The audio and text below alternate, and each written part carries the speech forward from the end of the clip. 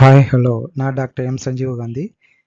So இந்த கிளாஸில் நம்ம என்ன பார்க்க போகிறோம்னா கிராட்டிடியூட் மெடிடேஷன். கிராட்டிடியூட் மெடிடேஷனால் நம்ம பிரெயினில் வந்து எப்படி ரீவயரிங் ஆகுதுன்றது தான் சயின்டிஃபிக்காக வந்து பார்க்க போகிறோம்.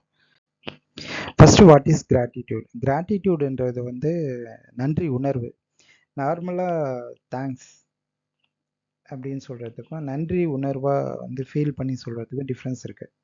அதே மாதிரி சாரி சொல்கிறதுக்கும் ஃபீல் பண்ணி மன்னிச்சிருங்க அப்படின்னு சொல்கிறதுக்கும் டிஃப்ரென்ஸ் இருக்குது. இப்போது ஒருத்தவங்களுக்கு வந்து கண் பார்வை இல்லை, பிறவிலேருந்தே கண் பார்வை இல்லாமல் இருக்காங்க. ஒரு 35 இயர்ஸ் ஆகுதுன்னு வச்சுக்கோங்க. அவங்களோட வாழ்க்கையில் ஒரு முக்கியமான நோக்கம் என்னவாக இருக்கும்? எப்படியாவது இந்த ஜென்மத்தில் கண் பார்வை கிடைக்கணும், எல்லாத்தையும் பார்த்து அனுபவிக்கணுன்றது தான் அவங்களோட மெயினாக வாழ்க்கையோட அப்ஜெக்டிவ்ஸாகவே இருக்கும். அப்போ அவங்களுக்கு திடீர்னு யாரோ ஒருத்தவங்க வந்து கண்கள் வந்து தானம் பண்ணுறாங்க, ஆப்ரேஷன் பண்ணி அவங்களுக்கு கண் பார்வை வந்துருச்சு. அப்போ அவங்க வாழ்க்கையில் எவ்வளோ வந்து நன்றி உணர்வாக இருப்பாங்க, அந்த கண்ணை கொடுத்தவங்களுக்கும் எவ்வளோ நன்றி சொல்லுவாங்க. அதுதான் வந்து நன்றி உணர்வு. ஒவ்வொரு டைம் அவங்க பார்க்கும் போதும் இந்த கண்ணை கொடுத்ததுனால தானே நான் இதை பார்க்குறேன், அனுபவிக்கிறேன், அந்த ஃபீலிங்ஸ் வரும் இல்லையா? அதுதான் வந்து கிராட்டிடியூட். இப்போ நார்மலாக ஒருத்தவங்களுக்கு வந்து தேங்க்ஸ் தேங்க்ஸ் பிரதர் அப்படின்னா அந்த ஃபீலிங்ஸே அங்கே இல்லை, ஜஸ்ட்டு வாய் வழியாக தேங்க்ஸ் சொல்கிறோன்னு அர்த்தம். ஸோ ஃபீல் பண்ணி நன்றியை வந்து எக்ஸ்ப்ரெஸ் பண்ணும்போது நம்ம பாடியில் வந்து நிறைய பயோகெமிக்கல் சேஞ்சஸ் நடக்குது. நம்ம பாடியே வந்து ப்ரோட்டீன்னால தான் ஆனது. அந்த ப்ரோட்டீன் வந்து மாலிகுல்ஸ் எல்லாமே ரீஸ்ட்ரக்சர் ஆகுது. பிரெயினில் வந்து ரீவயரிங் பேட்டர்ன் வந்து நடக்குது. நிறைய சயின்டிஃபிக் ரிப்போர்ட்ஸ் வந்து இருக்குது. அதுதான் இந்த லெக்சரில் வந்து நம்ம பார்க்க போகிறோம். இந்த எலக்ட்ரிக்கல் சிக்னல்னு சொல்கிறோம். இப்போ கிராட்டிடியூட் வந்து நம்ம பிரெயினில் வந்து எப்படி சேஞ்ச் ஆகும் அப்படின்னா, ஃபஸ்ட்டு வந்து இப்போ இந்த கிராட்டிடியூட்னால நம்ம இதில் வந்து நம்ம பிரெயினில் வந்து ஃப்ரீ ஃப்ரான்டல் கார்டெக்ஸ்ன்ற ஒரு செக்ஷனில் வந்து ஆக்டிவேட் பண்ணுது. இந்த ஃப்ரீ ஃப்ரான்டல் கார்டெக்ஸ்ன்றது தான் இந்த இந்த போர்ஷன் ஆஃப் பிரெயின் வந்து எதுக்கு ரெஸ்பான்சிபிள்னா எமோஷன்ஸை வந்து ரெகுலேட் பண்ணுறது. ரொம்ப ஓவராக எமோஷன் ஆகி அடிக்காமல் கத்தாமல் அந்த சுச்சுவேஷனை வந்து மேனேஜ் பண்ணுறதுக்காக. எப்படி அந்த சுச்சுவேஷனை வந்து ஃபோக்கஸ் பண்ணணும், அந்த டைமில் என்ன டெசிஷன் எடுக்கணுன்றது எல்லாமே வந்து இந்த ஃப்ரீ ஃப்ரண்டல் கார்டெக்ஸ் வந்து டிசைட் பண்ணோம். இப்போ வந்து இமிடியேட்டாக அடிச்சிடுறாங்கன்னு வச்சுக்கோங்க, அவங்களுக்கு வந்து இந்த இது வந்து அவ்வளோ ஆக்டிவாக இருக்காது. இப்போ யோசித்து மன்னிச்சு விட்டு போகிறாங்க அப்படின்னா ஃப்ரீ ஃப்ரண்டல் கார்டெக்ஸ் வந்து ரொம்ப ஆக்டிவாக இருக்குதுன்னு அர்த்தம். என்ன விளைவுகள் எல்லாமே நம்ம யோசித்து பார்ப்போம். அதுதான் வந்து இந்த கிராட்டிடியூட் கண்டினியூஸாக பண்ணும்போது இந்த இந்த பிரெயினோட இந்த போர்ஷன் ஆக்டிவேட் ஆகி டெசிஷன் மேக்கிங் வந்து ஷார்ப்பாக எடுக்கிறதுக்கு உதவி பண்ணும். அதுக்கப்புறம் வந்து ஹைப்போதலாமஸ்ன்ற நம்ம பிரெயினில் உள்ள ரீஜன் தான் வந்து ஸ்லீப் ஹார்மோனை சிந்தசிஸ் பண்ணுறது, நிறைய பெனிஃபிட் ஹார்மோன்ஸ் எல்லாமே வந்து அதிகப்படுத்துறது, அப்புறம் ஸ்ட்ரெஸ் ஹார்மோன்ஸை வந்து குறைக்கிறது எல்லாமே வந்து இந்த ஹைப்போதலாமஸ் தான். இந்த ஹைப்போதலாமஸ் வந்து ஆக்டிவேட் ஆச்சுன்னா இந்த மாதிரி நல்ல ஹார்மோன் வந்து சுரக்க ஆரம்பிக்கும். டோபமைன், செரோட்டின், ஆக்சிடோசின், என்டோர்ஃபின்ஸ் இந்த மாதிரி ஹார்மோன்ஸ் எல்லாம் சுரந்ததுன்னா நம்ம ஹாப்பியாக வந்து இருப்போம். அதே வந்து கார்டிசால்ன்ற ஹார்மோன் வந்து நமக்கு ஸ்ட்ரெஸ் ஹார்மோன். அது வந்து கார்டிசால் அதிகமாக சுரந்ததுன்னா ரொம்ப ஸ்ட்ரெஸ்ஸாக இருப்பாங்க, சோர்வாக இருப்பாங்க, எப்பவுமே அழுதுகிட்டே இருப்பாங்க. அவங்களுக்கு எல்லாமே வந்து பார்த்தோம்னா கார்டிசால்ன்ற ஹார்மோன் வந்து சுரக்கும். இப்போ நம்ம கிராட்டிடியூட் எழுத நன்றி உணர்வு வந்து நம்ம மனசுக்குள்ளே இருக்கும்போது இந்த மாதிரி ஹாப்பி ஹார்மோன்ஸ் எல்லாமே வந்து சுரக்கும். ஹாப்பி ஹார்மோன்ஸ் சுரந்தாவே நம்ம பாடி வந்து க்ரோத் மைண்ட் செட்டில் வந்து போக ஆரம்பிக்கும். இப்போ சயின்டிஃபிக்காக நம்ம பாடி வந்து எப்படி ரீவயர் ஆகுது, நம்ம பிரெயின் வந்து எப்படி ரீவயர் ஆகுது கிராட்டிடியூட் பண்ணுறதுனாலன்னு ஒன் பை ஒன்னாக பார்ப்போம். ஃபஸ்ட்டு வந்து ஒரு ஸ்டடீஸ் வந்து சயின்டிஃபிக் ஸ்டடீஸ் வந்து ப்ரூவ் பண்ணியிருக்காங்க. ஒரு 3 மந்த்ஸ் வந்து கண்டினியூஸாக 10 to 15 மினிட்ஸ் வந்து கிராட்டிடியூட் மெடிடேஷன் பண்ணுறவங்களுக்கு வந்து சயின்டிஃபிக்காக அனாலிசிஸ் பண்ணியிருக்காங்க. அவங்களுக்கு வந்து என்ன ஆகுதுன்னா 50% இம்யூன் சிஸ்டம் வந்து க்ரோத் ஆகிருக்கு, அட்வான்ஸ்டாக வந்து வளர்ந்துருக்கு இந்த கிராட்டிடியூட் மெடிடேஷன் யோகா பண்ணுறவங்களுக்கு. அதே மாதிரி இந்த கிராட்டிடியூட் பண்ணுறவங்களுக்கு நன்றி உணர்வு வெளிப்படுத்துகிறவங்களுக்கு வந்து எப்படி இருக்குன்னா டீஆக்டிவேட்டிங் தி ஃபியர் சென்டர்ன்றது நம்ம பிரெயின் வந்து எப்போவுமே நம்மளை பாதுகாப்பாக வச்சுக்கிறதுக்கு தான் அது வந்து திங்க் பண்ணிக்கிட்டு இருக்கோம். இது எல்லாமே வந்து சர்வைவல் மோடு. நம்ம மனிதன் வந்து ஆதி காலத்தில் வந்து மற்ற விலங்குகள் வந்து தப்பிக்கிறதுக்காக நம்மளை வந்து ப்ரொடெக்டாக வச்சுக்கிறதுக்காக எப்போ வந்து விலங்குகள் தாக்க வரும், நம்ம எப்படி அலர்ட்டாக இருக்கணும் அப்படின்ற மாதிரி பிரெயின் வந்து திங்க் பண்ணிக்கிட்டே இருக்கும். இந்த இதுதான் வந்து ஃபியர் சென்டர் மோடுன்னு சொல்லுவோம். இது எல்லாமே வந்து இது எல்லாமே வந்து நடத்துறது தான் அமிக்டுல்லா. அமிக்டுல்லா வந்து ஆக்டிவா இருந்தது அப்படின்னா, நம்ம வந்து சர்வைவல் மோட்லயே இருக்கோம். என்ன பிரச்சனை வரும்? அதை எப்படி எதிர்கொள்றது? அதை எப்படி மேனேஜ் பண்றதுன்னே இருக்கும். சர்வைவல் மோட்லயே இருந்ததுன்னா, நம்ம பிரெயின் வந்து குரோத் மோடுக்கே போகாது. அப்ப கிராட்டிட்யூட் கன்டினியூஸா பண்ணும்போது, இந்த அமிக்டுல்லா ஆக்டிவிட்டி வந்து டீஆக்டிவேட் ஆயிட்டு, பிரெயின் வந்து குரோத் மோடுக்கு போக ஆரம்பிக்கும். இன்னொரு அடிஷ்னலா வந்து இந்த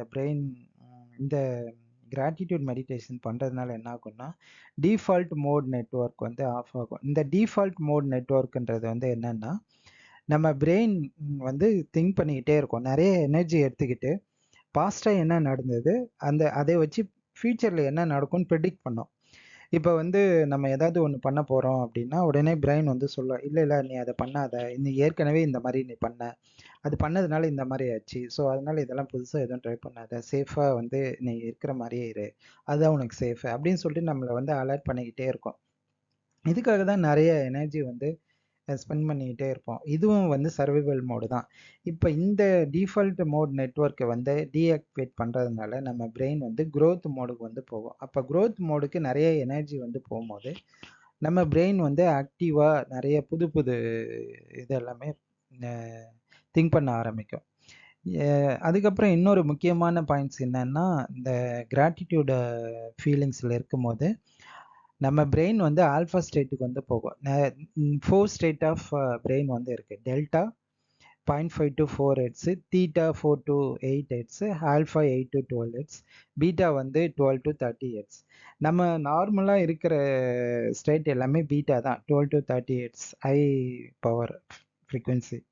இந்த ஹை பவர் ஃப்ரீக்வென்சில நம்ம எப்பவுமே சர்வைவல் மோட்ல தான் இருப்போம். நம்ம என்ன பண்ணணும்? எப்படி காசு சம்பாதிக்கணும்? என்ன ஒர்க் பண்ணணும்? இந்த ஒர்க் முடிக்கல, அந்த ஒர்க் முடிக்கல. இந்த மாதிரி டென்ஷனாவே தான் வந்து நாள் ஃபுல்லாவே நம்ம ஒர்க் அவுட் பண்ணிட்டு இருப்போம். இப்போ வந்து நம்ம கிராட்டிட்யூட பண்ணும்போது நம்ம நம்ம பிரெயின் வந்து ஆல்ஃபா மைண்ட் செட்டுக்கு போகுது. ஆல்ஃபா மைண்ட் செட்டுன்றது 8 to 12 ஹெர்ட்ஸ் ஃப்ரீக்வென்சிஸ். இந்த இதில் போகும்போது நம்ம பிரெயின் வந்து ரிசீவிங் மோட்ல வந்து இருக்கும், ப்ராசஸிங் மோட்ல இருக்கும். புதுசு புதுசா திங்க் பண்றது, இமேஜின் பண்றது, இந்த ஹியூமன் எவால்யூஷன் எல்லாமே வந்து அடுத்தடுத்த புது கண்டுபிடிப்புகள் எல்லாமே இந்த ஆல்ஃபா, டெல்டா, தீட்டா மைண்ட் செட்ல தான் வந்து உருவாகும். இப்போ சின்ன குழந்தைங்களுக்கு இப்பதான் பிறக்கிற பேபிஸ்க்கு எல்லாமே பார்த்தோம்னா டெல்டா, தீட்டா மைண்ட் செட் இருக்கும். 0 to 3 இயர்ஸ் உள்ளது எல்லாமே. டெல்டா, தீட்டாலாம் ப்ராசஸிங்கே பண்ணாது. எதுவுமே யோசிக்காது, எதுவும் ப்ராசஸ் பண்ணாது. ஒன்லி ரிசீவிங் மோட்ல தான் இருக்கும். ஆல்ஃபான்றது வந்து ரொம்ப விழிப்புணர்வா நம்ம என்ன பண்ணணும், கான்சியஸா திங்க் பண்ணிக்கிட்டே இருக்கிறது தான். சப்கான்சியஸ் மைண்ட் லெவல்ல திங்க் பண்றது தான் ஆல்ஃபா மைண்ட் செட். இந்த பீட்டா மைண்ட் செட்ல ஒன்லி சர்வைவல் மோடு தான் நமக்கு வந்து இருக்குமே தவிர, அதுல வந்து ஒன்றும் சொல்யூஷன் பெருசா வந்து சாதிக்கிறது எல்லாமே எதுவுமே நமக்கு தெரியாது. அப்போ இந்த இதுல நம்ம ஆல்ஃபா மைண்ட் செட்ல போகும்போது ஈஸியா நம்ம வந்து சப்கான்சியஸ் மைண்டை போயிட்டு ரீச் அவுட் பண்ணலாம். எப்பவுமே இந்த கான்சியஸ் மைண்ட் என்ன பண்ணோம்னா, நமக்கு வந்து அலர்ட் பண்ணிக்கிட்டே இருக்கும். புதுசா நம்ம ஏதாவது யோசிச்சோம்னா, "அதை யோசிக்காத, அதை பண்ணாத, இதை செய்யாத, அதை பண்ணா இந்த மாரி பிரச்சனை வரும். இந்த மாரி ஆபத்துல போய் மாட்டிக்குவ." அந்த மாரி ஏதாவது நமக்கு குடுத்துக்கிட்டே இருக்கும். இப்ப சப்கான்சியஸ் மைண்ட்ல எந்த ஒரு இத போயிட்டு நீங்க பதிவு பண்ணிட்டீங்கனாலும், அது வந்து ஈஸியா உங்களுக்கு வந்து நடக்கும். அதான் வந்து லா ஆஃப் அட்ராக்ஷன்னு சொல்லுவாங்க. சப்கான்சியஸ் மைண்ட்ல போய் பதிவு பண்ண வைக்கிற பிராக்டிசஸ் தான் லா ஆஃப் அட்ராக்ஷன்னு திரும்ப திரும்ப நெறைய பிராக்டிஸ் குடுத்துட்டுருக்காங்க. இந்த இதில இப்ப என்ன ஆகும்னா, நம்ம ஈஸியா இந்த ஆல்ஃபா மைண்ட் செட்டுக்கு போம்போது, ஈஸியா சப்கான்ஷியஸ் மைண்ட்ல போயிட்டு நமக்கு தேவையானத போய் ரெஜிஸ்டர் பண்ணிட்டோம்னா, அது வந்து என்ன ஆகும்னா, அந்த ரெட்டிகுலர் ஆக்டிவேட்டிங் சிஸ்டம் நம்ம பிரெயின்ல இருக்கிறத வந்து ஆக்டிவேட் பண்ண ஆரம்பிக்கும். இப்ப ஆர்ஏஎஸ் ஆக்டிவேட் பண்ணிட்டாவே, நமக்கு தேவையான பாசிட்டிவ் திங்ஸ் எல்லாமே நமக்கு வர ஆரம்பிக்கும். நம்ம பண்ண ஆரம்பிப்போம். நம்ம ஒவ்வொரு ஆக்ஷனா பண்ண பண்ண நம்ம வாழ்க்கையில வந்து குரோத் இருந்துகிட்டே இருக்கும். அனதர் இம்பார்ட்டன்ட் திங்ஸ் என்னன்னா, இன்ஸ்டாலிங் நியூ ஹார்ட்வேர். இப்போ வந்து இதை தான் ஃபயர் டுகெதர் வயர் டுகெதர்னு சொல்லுவோம். இப்போ இது இன்ஸ்டாலிங் நியூ ஹார்ட்வேர் எப்படின்னா, நம்ம பிரெயினில் வந்து இப்போ ஒருத்தவங்களை வந்து புதுசாக பார்க்குறோம் அப்படின்னா, நம்ம யார் என்னன்னு பேசிட்டு போயிடுவோம். அவங்களே திருப்பி ஒரு 1 வீக் கழிச்சு பார்க்குறோம்னா, ஓ நீங்கள் உங்கள் நேம் ஏதோ சொன்னீங்கல்ல, அந்த மாதிரி வந்து திரும்ப ரீகால் பண்ணுவோம். அவங்க நேம் வந்து திரும்ப சொல்லுவாங்க. திரும்பவும் வந்து இன்ட்ராக்ஷன் நடக்கும். அப்போ ஒரு டாட் மாதிரி நம்ம பிரெயினில் வந்து ஃபார்ம் ஆகும். ஓகே இந்த பர்சனை மீட் பண்ணா இவங்களோட பேர் இது அப்படின்னு. இன்னும் ஒரு 10 டேஸ் 2 வீக்ஸ் கழிச்சு பார்த்தோம்னா, அவங்க பேர் ஈஸியா ஞாபகம் வரும். ஃபர்தராக மெமரி எல்லாமே அதில் வந்து ஸ்டோர் ஆகும். இப்போ அந்த மெமரி வந்து ஸ்டோர் ஆகிறது தான் வந்து பிரெயின் நெட்வொர்க்குன்னு சொல்லுவோம். இப்போ அந்த பர்சன் கூடயே நம்ம அதே மாதிரி ஃப்ரெண்ட்ஸ் ஆகும். அதுக்கப்புறம் அந்த ஃப்ரெண்ட்ஷிப் வந்து நாளடைவில் டெவலப் ஆகும். பெஸ்ட்டு ஃப்ரெண்டாக மாறுவாங்க. ஏதாவது ஒரு சின்ன விஷயங்கள் ஏதாவது ஒன்று நடந்தது, ஏதாவது சொல்லிட்டாங்க அப்படின்னா 2 பேருக்குள்ள சண்டை நடக்கும். அப்போ அந்த சண்டை நடக்கிறது இந்த பிரெயின் வந்து ப்ராசஸ் பண்ணிக்கிட்டே இருக்கும். நீ அன்னைக்கு அப்படி சொன்ன. இப்போ நல்லது நடக்கிறது எல்லாமே வந்து அதை யோசிக்க மாட்டாங்க. ஏதாவது ஒரு கெட்டது இந்த ரிலேஷன்ஷிப்குள்ள ஏதாவது ஒரு தெரியாம சொல்லிட்டாங்கனாவோ அதை பத்தி மட்டுமே சொல்லிட்டு இருப்பாங்க. இப்போ இந்த மாதிரி ஒரு சின்ன நெகட்டிவா ஒன்று நடந்தாலும் கிராட்டிடியூட் பண்ணும்போது உங்களுக்கு அதை வந்து இக்னோர் பண்ணிட்டு போயிட்டே இருக்கலாம். பாசிட்டிவ் மட்டும் ஹைலைட் பண்ணிக்கிட்டே இருக்கும். இதுதான் வந்து இந்த brain main rewiring process. Next important things வந்து என்னன்னா மெட்டபாலிக் ஷிஃப்ட்ன்றது வந்து நம்ம பாடியில் மெயினாக வந்து பார்த்தோம்னா ப்ரோட்டீன்ஸ் தான் வந்து ஸ்கெலிட்டன் ஆஃப் த பாடின்னு சொல்லுவோம். நம்ம பாடி ஃபுல்லாகவே மேட் அப் ஆஃப் எலும்புக்கு மேலே ப்ரோட்டீன் தான் இப்போ வந்து ஆயிருக்கும். அந்த ப்ரோட்டீன்ஸ் வந்து எப்படி என்ன பார்க்குதுன்னா எக்ஸ்டர்னல் இன்ஃப்ளூயன்சஸ்னால அது வந்து ட்ரிகர் ஆகுது அப்படின்னு சொல்லிட்டு சயின்டிஃபிக்காக வந்து ப்ரூவ் பண்ணுறாங்க. இப்போ 2 பேர் ட்வின்ஸ் வந்து இருக்காங்க அப்படின்னா அந்த ட்வின்ஸில் ரெண்டு பேரும் ஒரே டைம் தான் பிறப்பாங்க. ஒரே மாதிரியான ஜீன் ஒரே மாதிரி தான் இருக்கும். பட் ஆனால் 2 பேரோட லைஃப் வந்து வெவ்வேறு டைரெக்ஷனில் இருக்கும். இது என்ன ரீசன்னு பார்த்தோம்னா எக்ஸ்டர்னல் இன்ஃப்ளூயன்சிங் தான். ஒருத்தவங்க ரொம்ப நல்லா இருப்பாங்க, இன்னொருத்தவங்க ரொம்ப கஷ்டப்பட்டுட்டு இருப்பாங்க. இதுக்கு எல்லாமே மெயின் காரணம் வந்து external influencing factors, environmental factors. இப்போது இந்த கிராட்டிடியூட் வந்து ஃப்ரீக்வெண்ட்டாக நம்ம ப்ராக்டிஸ் பண்ணிகிட்டே இருக்கும்போது, நன்றி உணர்வை வெளிப்படுத்திகிட்டே இருக்கும்போது நம்ம பிளட்டில் உள்ள செல்ஸ் எல்லாமே வந்து இம்ப்ரூவ் ஆகுது. பாசிட்டிவ் திங்ஸ் நடந்து மெட்டபாலிக் ஆக்டிவிட்டீஸ் வந்து பாசிட்டிவாக நடக்க ஆரம்பிக்குது. புரோட்டீன் பாண்டிங் செல்ஸில் வந்து பாசிட்டிவ் திங்ஸ் வந்து நடக்க ஆரம்பிக்குது அப்படின்னு சயின்டிஃபிக்காக வந்து ப்ரூவ் பண்ணியிருக்காங்க. இதுக்கப்புறம் வந்து இன்னொரு இம்பார்ட்டன்ட் ஸ்டடீஸ் என்ன சொல்கிறாங்க அப்படின்னா எபிஜீனிக் இன்ஸ்ட்ரக்ஷன்ஸ் வந்து நடக்குது. இட் மீன்ஸ் ஜீன் லெவலில் வந்து மாடிஃபிகேஷன்ஸ் நடக்குது கிராட்டிடியூட் ஃபீலிங்ஸ் எக்ஸ்பிரஸ் பண்ணும்போது அப்படின்றாங்க. ஜீன் லெவலில் வந்து ஒன்ஸ் மாடிஃபை நடந்தாவே அவங்க அந்த பிஹேவியர் வந்து என்டையர்லி மாறுபடும். நல்ல ஹியூமன் பீயிங்காக மாறுறதுக்கு நிறைய சான்சஸ் வந்து இருக்குது. அதுக்கப்புறம் வந்து இந்த கிராட்டிடியூட் வந்து நேச்சுரல் பெயின் ரிலீஃபாக இருக்குன்னு சொல்லிட்டு ப்ரூவ் பண்ணியிருக்காங்க. நேச்சுரல் ஹீலிங், ரொம்ப கஷ்டத்தில் இருந்தாலும் கிராட்டிடியூட் வந்து சொல்லும் போது அது ரொம்ப பெயின் ரிலீஃப் ஆகி நேச்சுரல் ஹீலிங் ப்ராசஸ் வந்து நடக்குது அப்படின்னு ப்ரூவ் பண்ணியிருக்காங்க. அதுக்கப்புறம் இம்பார்ட்டன்ட் திங்ஸ் இன்னொன்று என்னன்னா இது வந்து நியூட்ரோஃபிக் ஃபெர்டிலைசேஷன். இந்த கிராட்டிடியூட் வந்து சொல்ல என்ன ஆகுதுன்னா நம்ம பிரெயினுக்கு வந்து இது ஃபெர்டிலைசர்ஸ் மாதிரி வந்து ஆக்ட் ஆகுது அப்படின்றாங்க.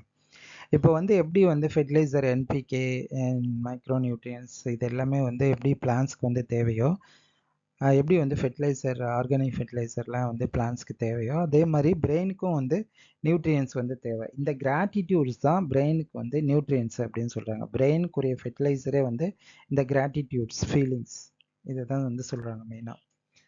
அதுக்கப்புறம் மெமரி டிரான்ஸ்ஃபார்மேஷன்ஸ் வந்து நடக்குது. பாசிட்டிவ் மெமரி நெகட்டிவ் திங்ஸ் எல்லாமே எரேஸ் பண்ணிவிட்டு பாசிட்டிவ் திங்ஸ் வந்து ரீப்ளேஸ் பண்ணுது.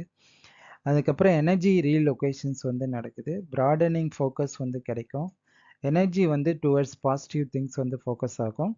தென் இதனால மெயினாக வந்து ஆர்ட் பிரெயின் கனெக்ஷன்ஸ் வந்து இம்ப்ரூவ் ஆகுது. ஆர்ட்டோட ரிதம் வந்து மாறுது அப்படின்னு சொல்லி ப்ரூவ் பண்ணியிருக்காங்க. பாசிட்டிவ் எமோஷன்ஸ் வெளிப்படுத்த ஹார்ட் அட்டாக்கு, ஆர்ட்டோட ரிதமு, ஆர்ட்டோட ஃபங்க்ஷன்ஸ் எல்லாமே இம்ப்ரூவ் ஆகுது. நல்ல எமோஷ்னல் பேலன்ஸ் வந்து கிடைக்குது அப்படின்னு வந்து ப்ரூவ் பண்ணியிருக்காங்க. இதுக்கப்புறம் வந்து மிரர் நியூரான் மாடலிங் வந்து கிரியேட் ஆகும். மிரர் நியூரான் மாடலிங் அப்படின்னா மற்றவங்களோட பிஹேவியர் பேட்டர்ன்ஸ் ஈஸியாக அண்டர்ஸ்டாண்ட் பண்ணிக்கலாம். மற்றவங்களோட ஃபீலிங்ஸ், ஆட்டிடியூடு இதெல்லாம் ஈஸியாக அண்டர்ஸ்டாண்ட் பண்ணிக்கிட்டு அதை வந்து நம்ம ஈஸியாக வந்து மேனேஜ் பண்ணலாம். இது நிறைய ஹெச்ஆர் சில கம்பெனியில் பெரிய பெரிய கம்பெனியில் ஒர்க் பண்ணுறவங்களுக்கு எல்லாமே இந்த மிரர் நியூரல் நெட்வொர்க் இருந்தால் ஈஸியாக வந்து ஐடென்டிஃபை பண்ணிவிடுவாங்க. இவங்களை வந்து கம்பெனிக்கு எடுத்தால் நல்லா ஒர்க் பண்ணுவாங்களா, அந்த மாதிரி ஈஸியாக வந்து எம்ப்ளாயீஸை வந்து ஜட்ஜ் பண்ணலாம். அதே மாதிரி பிரெயினோட volume, size of the brain வந்து இன்க்ரீஸ் ஆகுது அப்படின்ட்டு வந்து சொல்கிறாங்க.